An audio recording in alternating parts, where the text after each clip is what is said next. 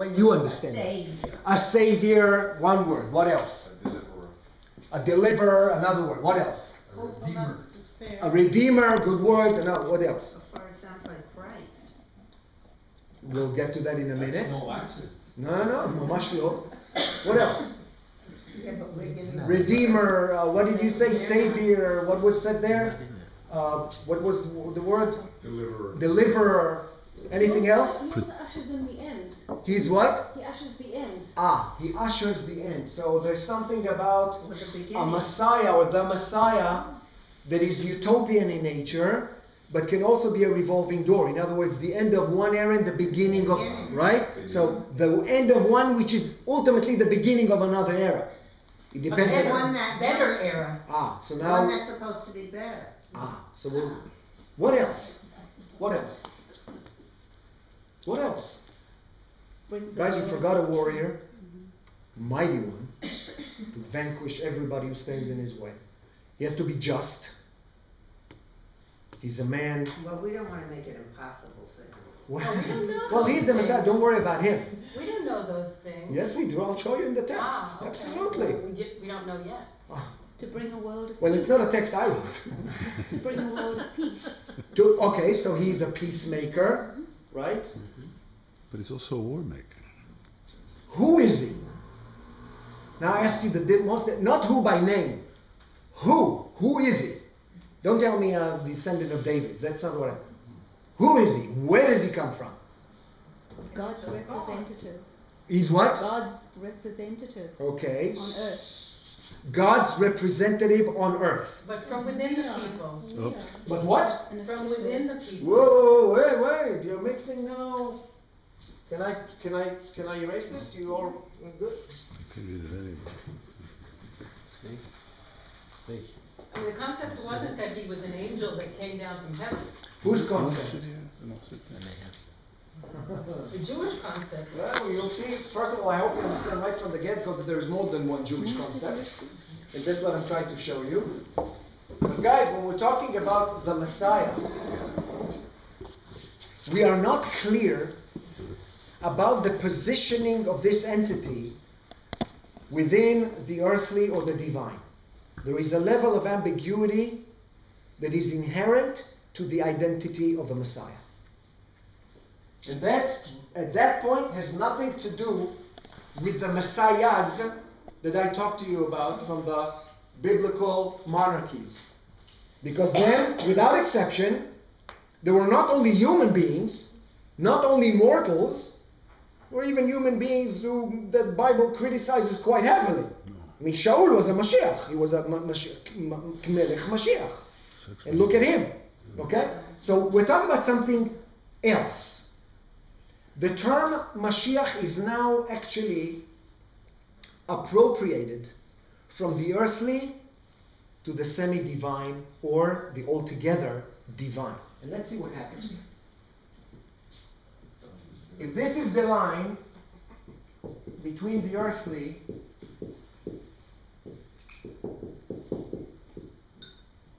and the divine,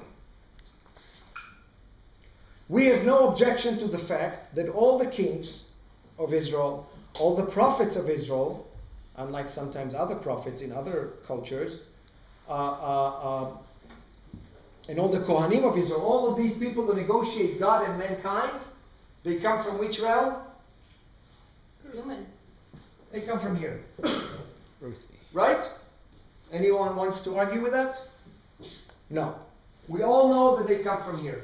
Even Moses, who is called the master of all prophets, the one who saw God, panim el panim, whatever that means, he dies on earth, he doesn't get to the land, his burial place is unknown, but he's a human very much, so makes errors, he's getting it, all right? Nobody claims that he's anything but earthly.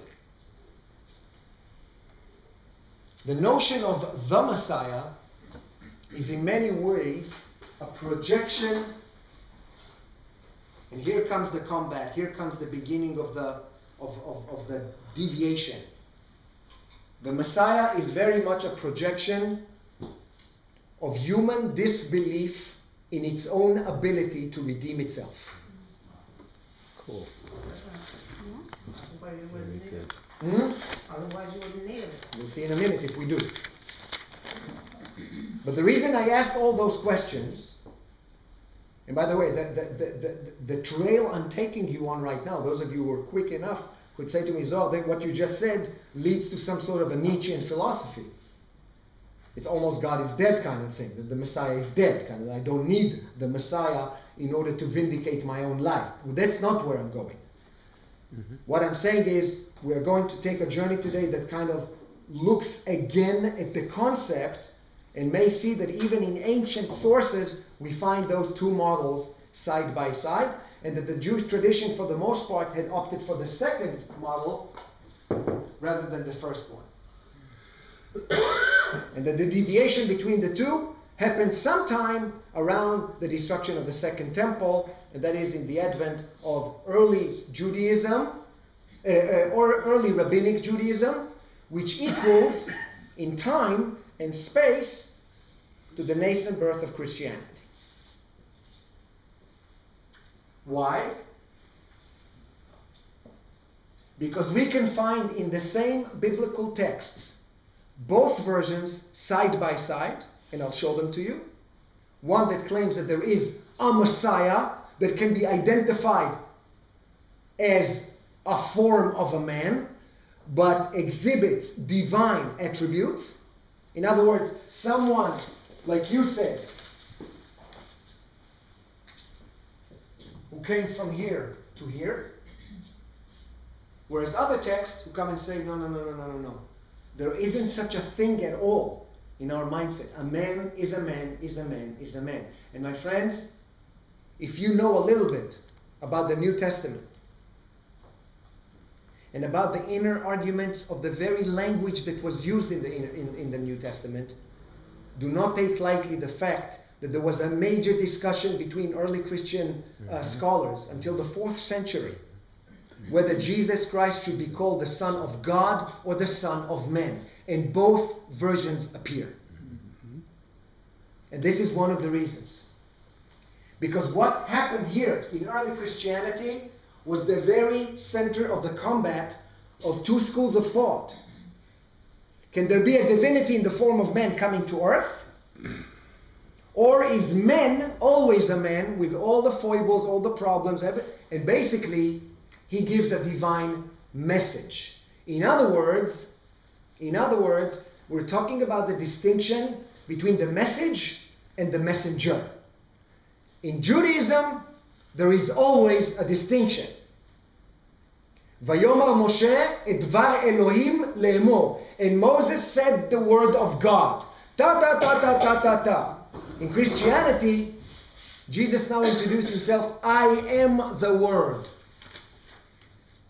In other words, there is no distinction between the message and its embodiment in human form. But that was done after he died.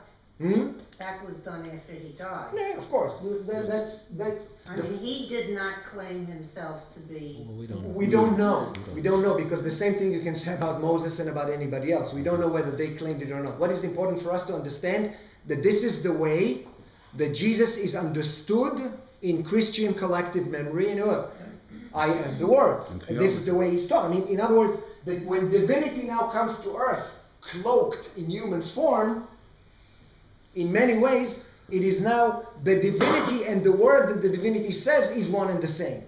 I am the message. I'm not just the messenger. I have a question.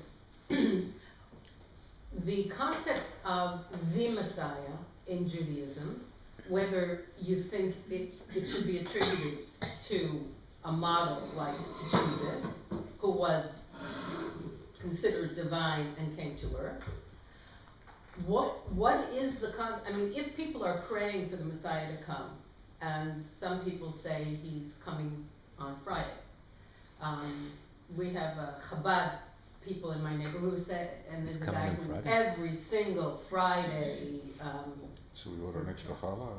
who כבר מגיע. And by the way, he means it. Yeah. And I'll explain to you also why. Because at But the I end of want the to know, second... what does he think? Is he divine, or is he a man? We'll see. Okay. We'll see. We'll see. It's a great question. But guys, what's important for me that you understand the distinction here between the idea of a Messiah as a human and the idea of the Messiah as a divine cloaked in human form. Because if it is a divine cloaked in human form, it puts the authority on the advent of Messianism on God. If it is a human, the whole nature of the discussion changes.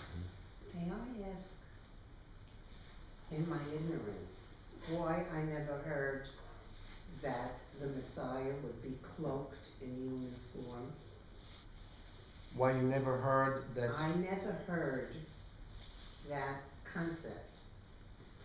Of a Messiah cloaked in human form? human form. Let's get to the first. Donkey. Let's get to the first text, Sorry? guys. You know what? Let me answer your question with the first text. You all have the text, guys. Let's look at Isaiah. By the way, the first one that I gave you from Samuel 24 and the John are just places where you could look at the Torah or the Bible and just see the term Mashiach as an anointed or chosen one, as a king, just a king, without any of the what we talked about so far.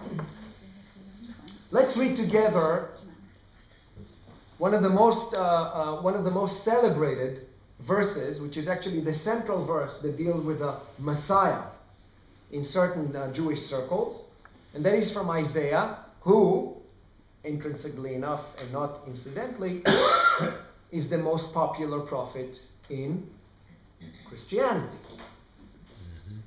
And let's look at the first 5 verses and tell me what you see. Who would like? There are some people who don't read Hebrew at all, right? I'm not criticizing. I'm just asking. Okay, so let's. I will read it in the Hebrew because I think it's important, and then one of you will read it in the English. Isaiah Yudalef 11. ויצא חוטר מגזע ישי ונצר משורשיו יפרה. ונחה עליו רוח השם, רוח חוכמה ובינה, רוח עצה וגבורה, רוח דעת ויראת השם. והריחו ביראת השם, ולא למראה עיניו ישפוט, ולא למשמע אוזניו יוכיח. ושפט בצדק דלים, והוכיח במישור לענבי ארץ, והיכה ארץ בשבט פיו, וברוח שפתיו ימית רשע. והיה צדק אזור מותניו, והאמונה אזור חלציו. Who would like to read in the English now? Don't be shy, guys. Go ahead. Okay. A shoot. A shoot will grow out of Jesse's rootstock. A bud will sprout from his roots. The Lord's Spirit will rest on him. A spirit that gives extraordinary wisdom. A spirit that provides the ability to execute plans. A spirit that produces absolute loyalty to the Lord. He will take delight in obeying the Lord. He will not judge by mere appearances or make decisions on the basis of hearsay. He will treat the poor fairly and make right decisions for the downtrodden of the earth. He will strike the earth with the rod of his mouth and order the wicked to be executed. Justice will be like a belt around his waist, and integrity will be like a belt around his hips. Okay. What do you think? What is Isaiah, who is Isaiah talking about? Actually, in this case, there's a lineage. It's quite a clear lineage, actually. It's not ambiguous, right? It is a descendant House of David. from the house of Ishai, which is the father of David. So we say Ben David, Mashiach Ben David, although if we want to be loyal to Isaiah, by the way, we should say Mashiach Ben Ishai. All right? When they say a shoot will grow out of Jesse's rootstock, does a shoot mean an entity? Does it mean a baby? What does it mean? It means here a man, a person who will be born out of the rootstock of Jesse, mishpacha, from the family. So it's establishing that it's a man here. Oh yeah, and he calls him a man. What does it say about this man? He will be loyal to God. He will be Loyal to God. Loyal to God, for sure. What I'm else? saying that the Lord's Spirit Ruach rests upon Chachma. him. Okay, so let's start now unpacking this, because what I want you to see here, that there is already here some sort of an ambiguity, whether this guy is completely earthly, or is he enjoying divine grace to a level that we can no longer comprehend. This is why it was important for me to read in the Hebrew, because the Hebrew is even more nuanced than the English translation. But let's work with the English first. What does it say about this man? He's loyal to God. What else? He's very smart, He's obviously, very wise. even the word smart or wise does not pay justice here. Yeah, he has some sort of divine wisdom, because, how do we know that his wisdom is divine? Because he has the ability to execute plans. He has the ability. No. How does he judge? How does he judge? Just Look at verse 3. Extraordinary wisdom. Not by appearances. He does not judge by Takes appearances. delight in obeying. לא למראה עיניו ישפוט ולא למשמע אוזניו יוכיח. He doesn't rely on human senses in order to pass judgment. He's Yirat Shemayim. He doesn't just what you tell him, he says, okay, I hear you, or you look very innocent, so you say, oh, he looks at... No. If he doesn't judge you by appearances, he judges you by... Knowledge. Do you remember how God is sometimes described in the Bible? Bochen klayot valev. He who can inspect your inner... Yeah, he doesn't look at you, he looks at the same thing. There is something here about this Mashiach, right, that makes him uber-human. At the very least, he's a superhuman. At the very most, he's already divine. There's someone here who enjoys divine endowment on a very radical level. But what does he do to the world? Does the world... Is this a utopia? Yes. No, Yes. He kills. no. How does he kill, by the way? he How does he destroys, he destroys his enemies.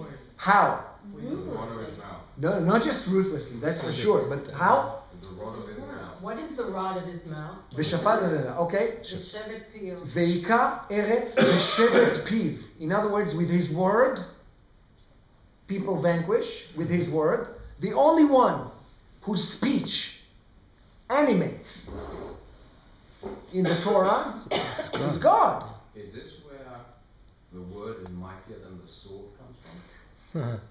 I don't know if it comes from here. But the Hebrew sounds different in this case than the translation. Usually it does. No, at the Baruch Sfatav Yamit Rasha. Okay. You get it. And here it says he gives the order, but The here translate- it's making it sound like just by speaking. That's exactly what it means. With the rod of his mouth, which means with the anger, the wrath of his mouth, he vanquishes his foe, right? And with the wind, with the blow of his lips, he kills the wicked. The man speaks to you, you should die, and you die. But he can't be like the Christian Christ, because it's very clear that he's below God. Because here it says the Yirat Adonai. Mm-hmm. So he knows that he may be above humans, but he's below God. What does Jesus Christ say on the crucifix in the moment before he dies? Eli, Eli, Eli, Lama yishma. Lama. Why have you forsaken me? Why have you forsaken? He also talks to him. But in to his, Christian, but if his they're father. basing, their theology on this, they say he is God. He's Well, the son of God. some. No. She's right. It's more complicated than that. Then because we have the Trinity, of course, which makes it far more complicated. We won't get to that because there's a whole complexity to the evolution of monotheism in the Christian world. What I do want you to remember and see here is that according to Isaiah, first of all, the Messiah is a human being, but from the moment he is identified as a human being who has a specific lineage, and by the way, guys, I don't know if you know, but if you look, Christianity goes to great length to show that the house of David is connected to the house of Adam, and the house of Jesus is connected to the house of David. But there's a contradiction because it's Joseph and he didn't do it. No contradiction. It's all a matter of narrative making. We all sin in that. What is important for me that you understand here is that right there is already an ambiguity. Are we talking about a man? Or are we talking about a demigod? Or are we talking about a man who was now elevated to a level of a demigod by the Spirit of God? Or perhaps becoming. Because the Hebrew word for Lord here is really a becoming. Efo? What we say Adonai, but it's Yehuva. Yeah, the Yud Hey Vav Hey. Yeah. Well, the Yud Hey Vav Hey has no meaning. It's not a verb? No. I mean, there are translations that say it's also a verb, but you can definitely not understand it as such. The word Yud Hey Vav Hey, which many even more religious figures say Yud Kuf Vav Kuf and don't even say the name. That's why I said Hashem, the word that is untranslatable and doesn't have any meaning to it. And that in and of itself is its meaning, that it's beyond any kind of philological construction. Yeah. I don't see the persuasive argument that the Messiah is some kind of demigod here, because what the language implies is that he will be God-like, or imitatio Dei, which is a very revered concept in the biblical narrative, and that doesn't imply that he has powers beyond. I mean, there are extraordinary powers for a human being, but that doesn't mean that they're supernatural powers. So when you read Ve'ika Eretz b'shevet piv u'veruach sfatav yamit rasha, you don't see these as divine traits? I can show you verses from Jeremiah that speaks exactly the same way about God, and only about God. No, I understand that, but that doesn't mean that the person we're talking about, or the entity we're talking about, is in fact God. He may only be like God in the sense that we also are like B'Tselem Elohim. So we're not God, we're just God-like. But we also don't do all these things. Well, I didn't say that this is God. I didn't say that he is God. well, you said demigod. I said that he's of a higher divine order in relation to mankind. In other words, that he's now traversing somewhere ambiguously between this line and this line. We're not sure where to put it. What is the context? Why does Isaiah talk about this? This is the utopian age. You'll see it in a minute when we move to the verses 6 to 11. This is the same chapter where it says, and a lion shall lie with a sheep, and the famous verse of Isaiah 11, which we'll talk about in a minute. Let us move for a second